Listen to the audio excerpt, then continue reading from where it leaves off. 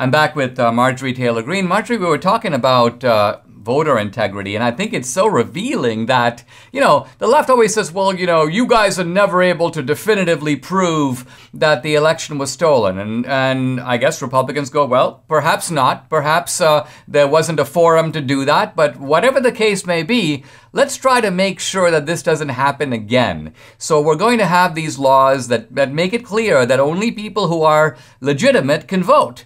And the screaming, the howling, the desire to sort of cancel out these laws through federal and overriding federal law. I mean, doesn't that raise your suspicion that, you know what? All of this, and even the censorship that is surrounding discussion of the issue, tends to corroborate the suspicion that, yeah, there probably were a whole bunch of shenanigans. Otherwise, you guys would not be freaking out so much about it. That's right. There's one thing that anyone knows if you've ever competed in a sport or run a race, and if you win, you know for a fact that you won, and you are not concerned about any sore loser or anyone challenging your results because you won. If Joe Biden won with 81 million votes, then why in the world is he concerned about any taxpayer or any voter asking questions and wanting to just look into an election and say, can we just check again? There's nothing wrong with that. And if Democrats won so handily the presidential election, it's odd that they lost so many House seats, right? This is still the question. And how did that happen? But if they won so handily, why are they concerned about election laws that really make sure that only legal voters are voting in states with these new election laws? You would think they would have no problem with it. So, what you're saying is absolutely correct, Dinesh, and these are the right questions to ask is if there's nothing to worry about, why are you worried? You recently tweeted, Marjorie, this was, you were talking about the infrastructure bill, Biden's proposed infrastructure bill, and I understand that there's a lot in it that has very little to do with infrastructure, as that term is understood in the English language. But you spoke specifically as a business owner and a woman business owner of a construction company. Talk a little bit about how you see the infrastructure bill and why you think that there's a certain... What do you see is wrong with all this? I was furious. The infrastructure bill is what we're supposed to be getting ready to handle in the House. And so my staff and I have been reading through the bill. It's like over 1,500 pages. And when I read in the bill how they want to designate women-owned businesses, particularly construction companies that are involved in paving roads, which is something I'm very familiar with because I happen to own a construction company. And they want to designate us and they want to categorize women-owned businesses as if we are socially and economically disadvantaged. And I find that extremely insulting as a woman who owns a construction company that has never asked or relied on the government or relied on anyone to be able to do the work that my company has done, to be able to serve my customers, and to be able to function. As a matter of fact, I'm very proud of my company and I'm proud of all the employees that work there because it's through my company and everyone that works there that we're able to achieve all the things that we do, not because the government has made us into a victim or because the government has classified me or anyone else at the company socially and economically disadvantaged. And I don't see myself as a victim. As a matter of fact, I see myself and other women like me that I know that are business owners as well. We see ourselves as the luckiest women on the planet because we're American women.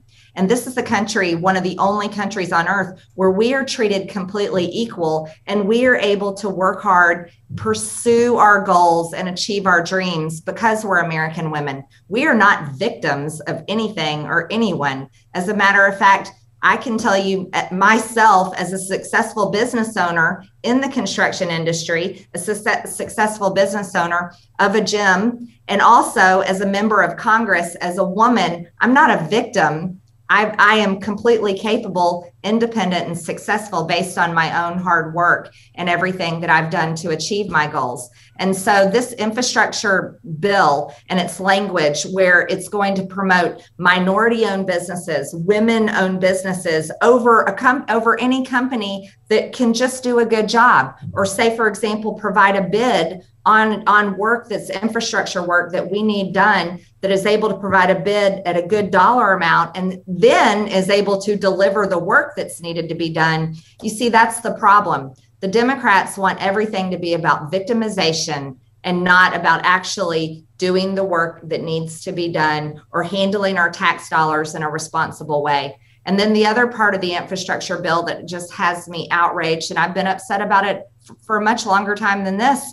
I've been upset about it before I ever became a member of Congress, because I was one of the people reading about it last year. It's not infrastructure, it's the Green New Deal. You see, the Green New Deal is not infrastructure, it's socialism. And what else is in the infrastructure bill? Medicaid, that's not infrastructure. Paying people to stay home and not work, that's not infrastructure. There's many things in this bill that have nothing to do with roads or bridges or waterways or ports or rail, anything to do that is actually infrastructure. This is the Democrats just using a name, lying about it, and passing another massive $1 trillion spending bill that's going to just bring us more government programs, social programs, the Green New Deal, and socialism.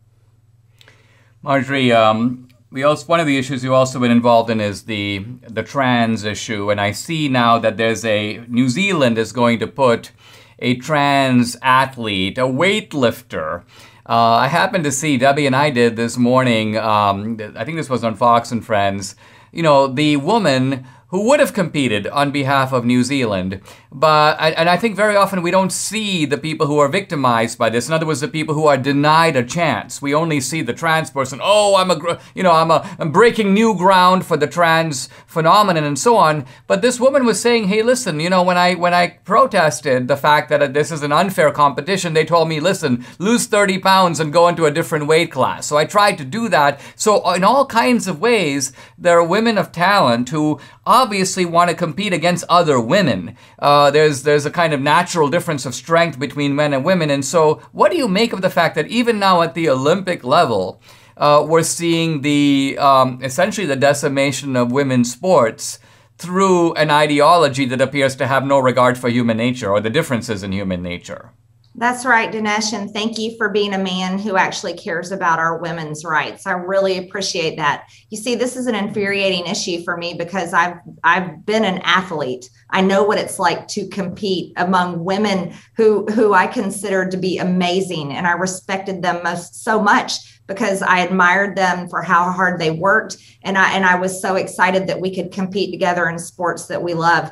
I also have a daughter who's a D1 athlete because she played her entire life in her sport and earned her scholarship to be able to go to college and play her sport that she loves. So women's sports is a particular issue that I really care about. And I find it appalling, absolutely appalling, that this man that calls himself Laurel Hubbard, and he is not a woman, he is a man, is stealing real women's opportunities to compete in the Olympics. And, women train their entire lives. And let's talk about weightlifting. Yes, this is a sport that we should have been testing, or that we always did test for performance enhancing drugs, testosterone particularly. And this guy, Laurel Hubbard, who grew up very much a biological man, I don't know what kind of hormones he's taking now to try to pretend to be a woman, but he is stealing women's opportunities in what's supposed to be the highest level of sports and competition in the entire world, which is the Olympics. And I am furious with it. I think the entire nation should be outraged. We should be speaking out. We should be putting pressure for biological men to not be allowed to compete in the Olympics. And it's unfair to that young woman that did not get her chance to compete because he stole her place. And everyone that's allowing him in there is responsible for that.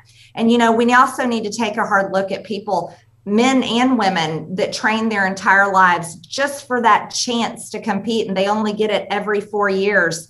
Well, later on, when they don't get that opportunity, or if they never achieve their goals like they had grown up thinking that they possibly could do, it leads to depression. And for some, it has even led to suicide. So you see, nobody seems to care about the real women, biological women that are training so hard to compete in the Olympics and other sports. They're just putting a guy who is identifying himself as a woman, and they care about his feelings, but yet they don't care about the other real women's feelings that are denied a chance to compete in the Olympics. And this is a no-brainer. I don't even know why it's an issue. We should just call it what it is. It's a complete lie. It's an insult. And that's who the Democrats are. They don't care about women's rights. As a matter of fact, they're in the process of destroying them.